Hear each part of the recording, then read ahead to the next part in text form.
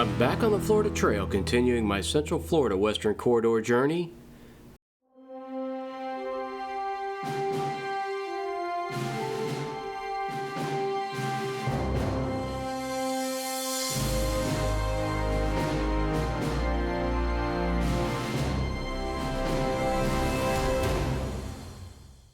I originally planned to tackle the Green Swamp in a weekend, but I only had one day open in my schedule, so the choice was to hike a shorter distance or wait for another opportunity. I elected to hike, and I'm really happy that I did, because I found this section has some interesting stories to tell, which completely upended my speed-through plan.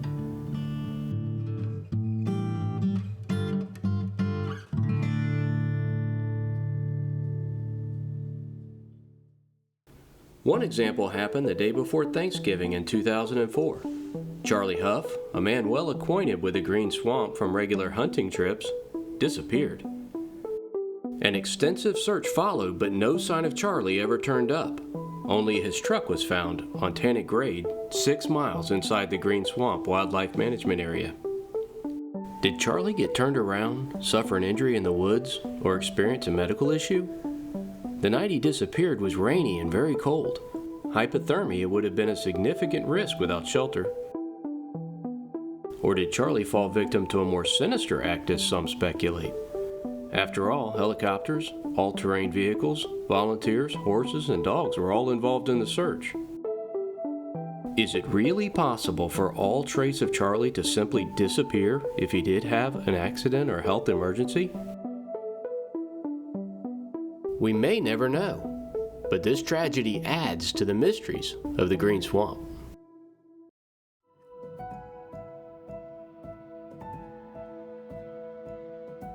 Florida's Green Swamp encompasses 110,000 acres spanning into 4 counties. The eastern tract alone is over 50,000 acres and has more than 20 miles of hiking trails.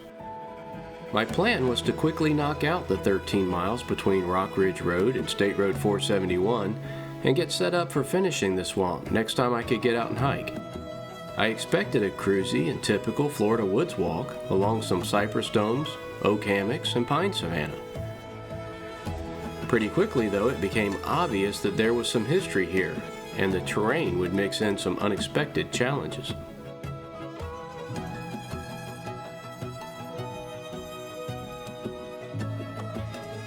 The trails here are very well marked by blazes.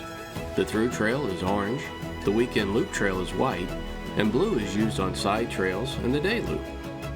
When those trails converge and share a treadway, blazes can become quite colorful. I noticed that much of the trail was raised, fairly level, and had a ditch on both sides. Definitely not natural earthworks. The treadway throughout was pretty overgrown, and a couple turns were easy to miss if not paying close attention.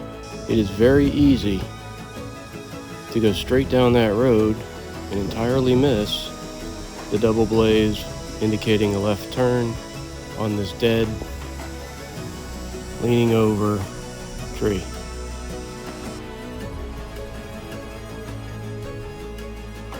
And that's when I reached an understated little sign that said, "Overlook, 175 yards." Now we're in a Florida swamp. What could we possibly be overlooking? At least that's what went through my mind. And this begins the story of cypress logging. From 1922 to 1959, the Cummer Company operated a logging operation in the town of Lacucci, just a little northwest of here in Pasco County. It was just one of many logging companies harvesting old-growth timber in Florida at that time, harvesting that began decades earlier. Completion of the mill's construction was published in the manufacturer's record on November 23, 1923. That alone implies how big of a deal it was. The article describes in detail the size and capabilities of the facility and the equipment used to run it. This mill was the largest in the southeast United States at the time, producing lumber, laths, shingles, and crates, among other things. In the early to mid-20th century, cypress and pine trees were plentiful in Florida. It's estimated that some of the harvested trees were 2,000 to 3,000 years old.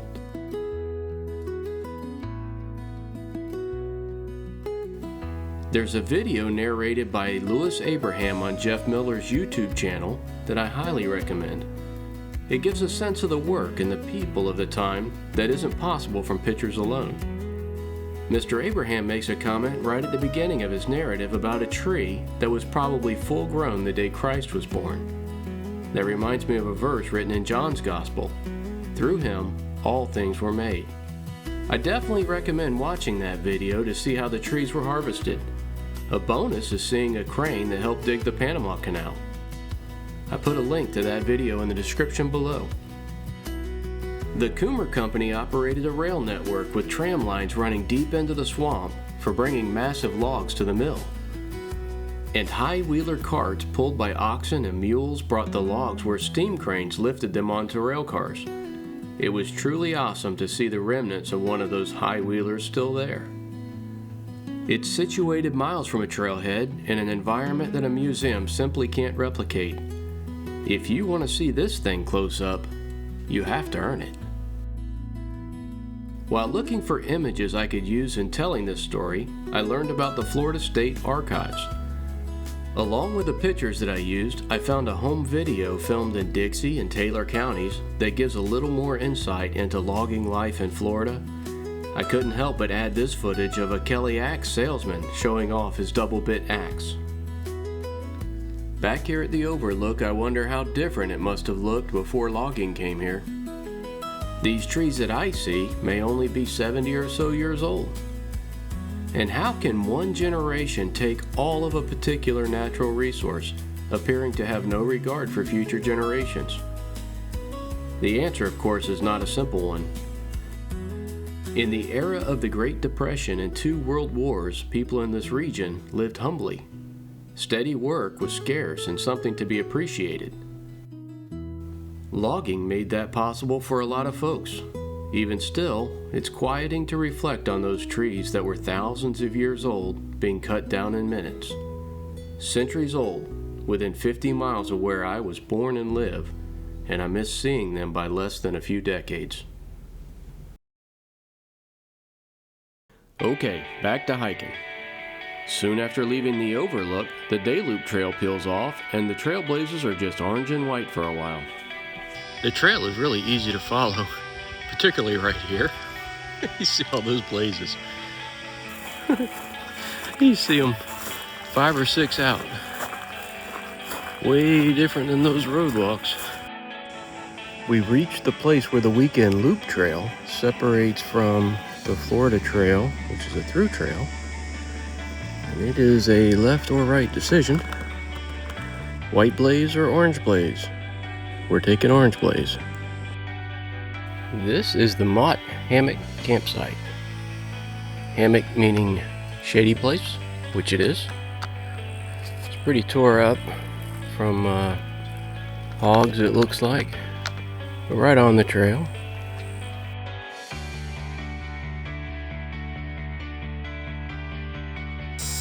What happens to the helium balloon, mylar balloon, when you let it go outside?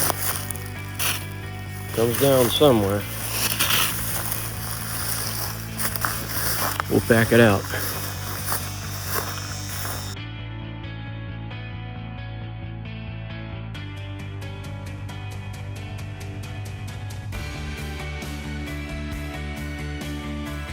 They're spread periodically throughout this section of trail, and they're very, very handy.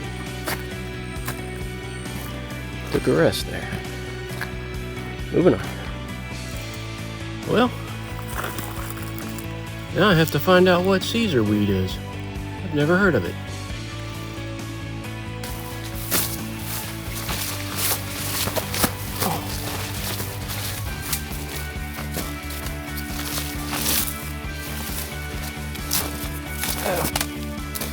It's probably one of the places. Where's the trail? There it is. And the thing is, what you can't see. Let's see if you see another one. You know, this is why I'm stumbling. It's not because I'm in a bad way. Here's one. Look at this. Those are limestone rocks. Right? And when you can't see them, you trip on them, step on an angle or whatever. All the things. Sounds complainy, doesn't it? Not what I mean. Just what's happening. Alright, about 4 miles out still. Get some hiking done here. So here's one of those limestone rocks I was talking about that you can see. But the vegetation gets too high and you don't see it and step on it, that causes stumbling. Not a big deal, out in the woods. But that is what I was stepping on. This is great. I can't see below my knees.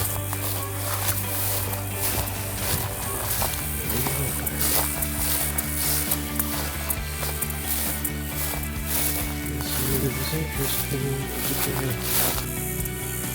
GPS says it goes straight across, so obviously this is it. Not obvious, I'm being sarcastic.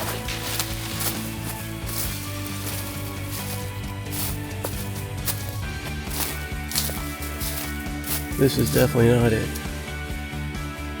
Alright, gotta find the trail. So bushwhacking with a GPS, and I see that.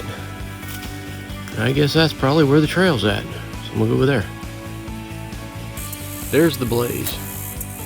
And we went straight across and through all of that garbage there. And it turns out it's over here. But no prominent blaze out by the power lines where you can see it. What do we got here? Pretty high bridge. All the other ones have been, just a foot or two up. Look at that massive stump of what was a cypress tree many years ago. It was a big one. This is the water source marked on far out. The water is clear, but it is definitely not flowing. I think I would, if I was going to use this, and it's the only option on this section, I would chemically treat it and filter it. That's what I would do. If I had the option, I'd stage some water. We're 2 miles from 471. I would just stage some water in the woods there if you can.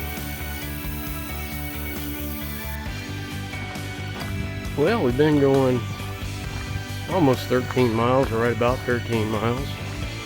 Still got a couple miles to the truck. Crossing over the only water source that's considered reliable on far out. You got some video of that. But yeah, it's starting to get a little bit on the late side, and this terrain has been a little unexpected. A lot of rockiness and a lot of areas that from a burn is pretty rough. I don't know when that burn was. I'll see if I can find it. And then there was hogs. I didn't see any hogs, but I had to walk where they've been, that sort of thing. A lot of tore up ground. But anyway, a couple more miles to the truck. That's it for now. This is the Trail Ford campsite. It's sufficient. It's about a quarter mile from the river, water source, and about 1.7 miles from 471. It's getting late. I need to keep moving. It's almost 6, and it's September, so I didn't look at sunset, but I think it's 7 something. It's getting earlier now. Anyway, you can see here a lot of turned over vegetation and whatnot from hogs. So they keep you company if you sleep out here, I'm sure. Making noise at night. Alright, that's it for now.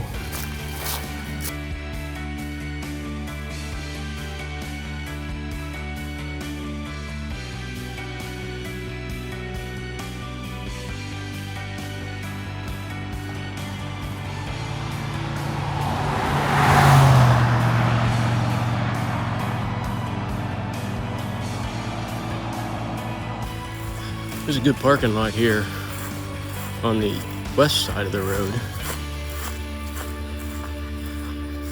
Anyway, time to get in the truck and go home. Good day.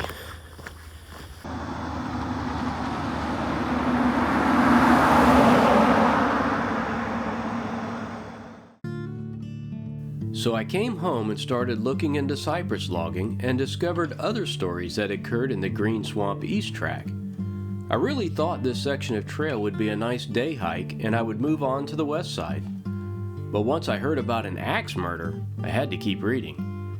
That led to a second hike, this time following the Weekend Loop Trail. So I parked at Rock Ridge Road and headed into the junction where the Florida Trail, Day Loop, and Weekend Loop trails meet, which is about 2 3/4 miles from the parking lot.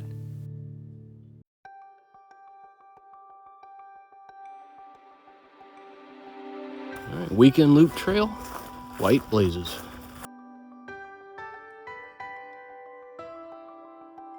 This is mowed, which is super nice. Foot traffic only.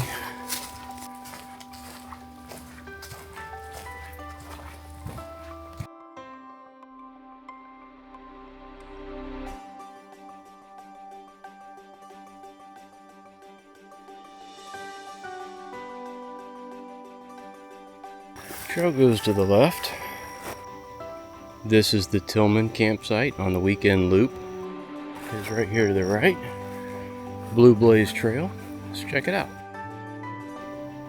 At 2 picnic tables and a campfire ring. No water. Pretty nice. This table was donated by Heidi. Thank you, Heidi. I'm gonna have a snack right here. Alright, we're at the Tillman campsite, sitting at the picnic table donated by Heidi. Thank you, Heidi. Having a little snack. About an hour and 45 minutes since I started the hike and about 4.5 miles in. Things are going well. I like the Weekend Loop so far because it's mowed. It's very nice to have that width and nothing to snag your feet on. The Florida Trail, the proper through trail, the Orange Blaze, isn't mowed, which I did last time. But this has been good so far. Gonna keep going. Dropped it. That was coconut. Okay, so double blaze on the left, blaze on the right. I don't know if you'll see it on the camera, but I can see beyond those two, 1, 2, 3, 4, 5, 6, 7, 8, at least 8 additional blazes out.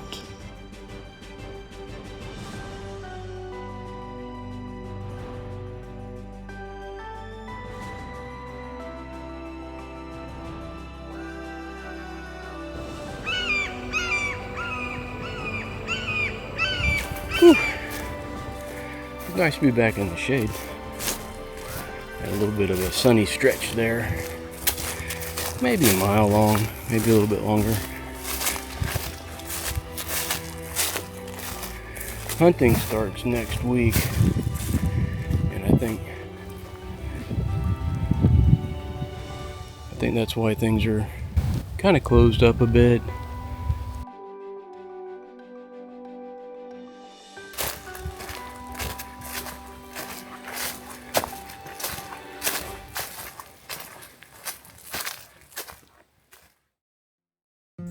So is it real or is it legend?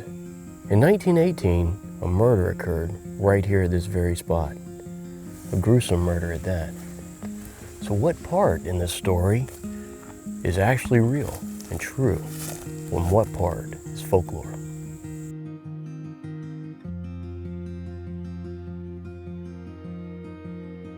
The story goes that Isom and Sarah Stewart were murdered here on May 9th, 1918, and their bodies were discovered on May 17th. That gruesome discovery was made by Sarah's son from a previous marriage, George Browning. According to a Tampa Tribune article published on May 18th that year, George spotted their horse running loose near Richland and made a visit out to them as a result, where he discovered what had happened. Folklore also contends the structure is the actual cabin where the murders occurred, but is that really possible after 107 years? I read that the Bronson family claims they tore the cabin down after purchasing the property in 1934. I also read that it burned down sometime in the 1920s in a forest fire.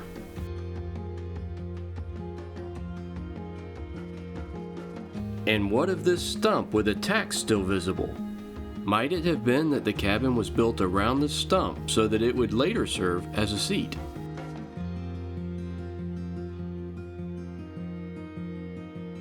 George's son Josh and a friend named John Tucker were charged with a crime.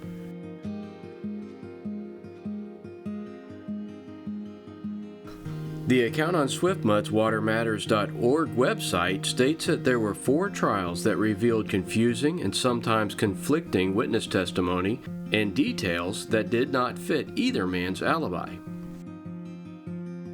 But both were found guilty and sentenced to 20 years in prison.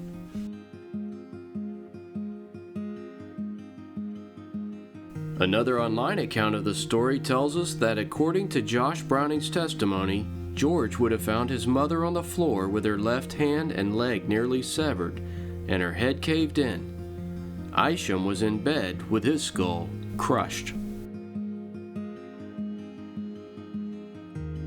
Josh attested that he and his friend John ate supper with the old couple before retiring to bed. Then around 9 p.m., Tucker grabbed an axe and crushed Isham's skull, killing him instantly. Of course, Sarah woke up and tried to reach for a shotgun while Tucker turned the axe on her.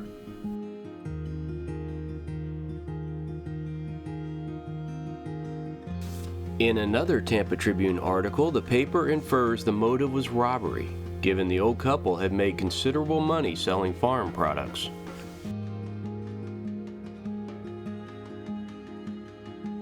Stories of the murder online seem to agree that Isham, distrusting banks, had taken all of his savings home. Some accounts suggest that was around $1,500. The murder is a fact, and it seems pretty likely robbery was the motive.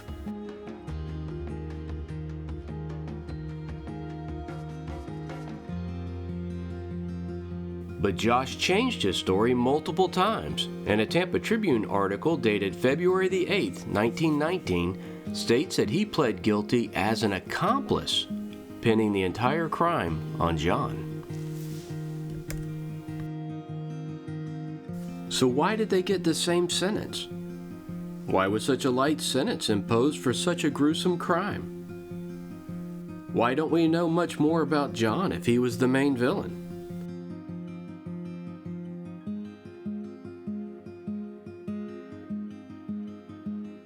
That Tampa Tribune article is headlined, "Turner on Trial for Double Murder," while the article itself names John correctly as Tucker. Is that just poor reporting? And where did the money go? Some say Josh gave it to his father, who bought a new truck with it. It could still be buried in the green swamp. Regardless, it sounds like no one really knows.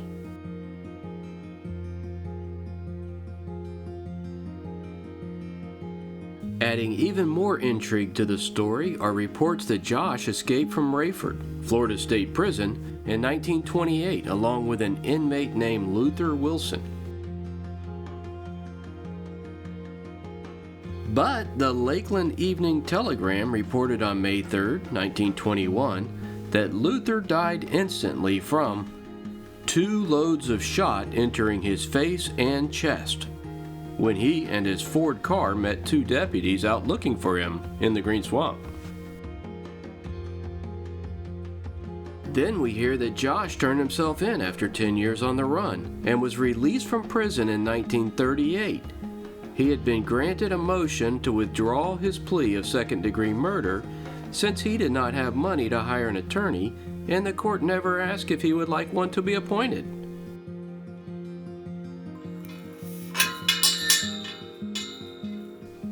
And why is the year 1917 etched into the original grave marker? There are more questions than answers, it seems, and most are shrouded in mystery.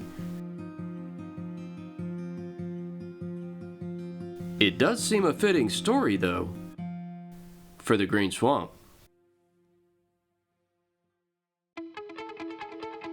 Leaving the Stewart homestead, I felt a few raindrops, and I was about 8 miles from the truck. So I decided to get going and keep moving. The mowed grass was apparently just between the trail junction and the Stewart homestead, so it was all natural for the next 5 miles or so.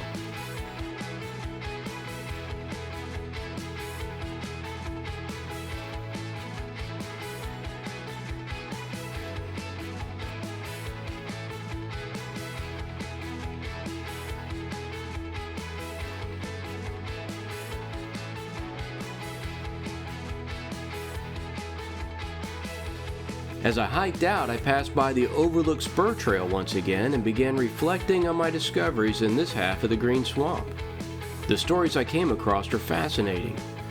I've always enjoyed experiencing history more than just reading it, and I really appreciate stories that don't make the history books, unvarnished, unfiltered, and unglamorized. Stories of real people that would be forgotten within a generation if not for tragedies.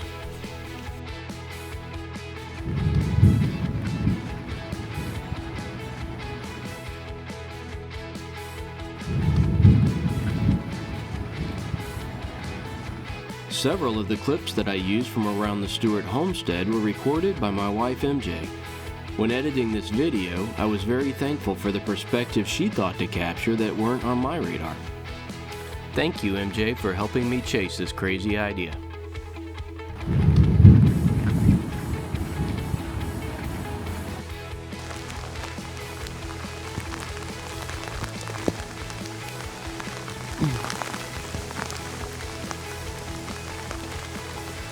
I used to think about hiking and backpacking in terms of miles and vistas.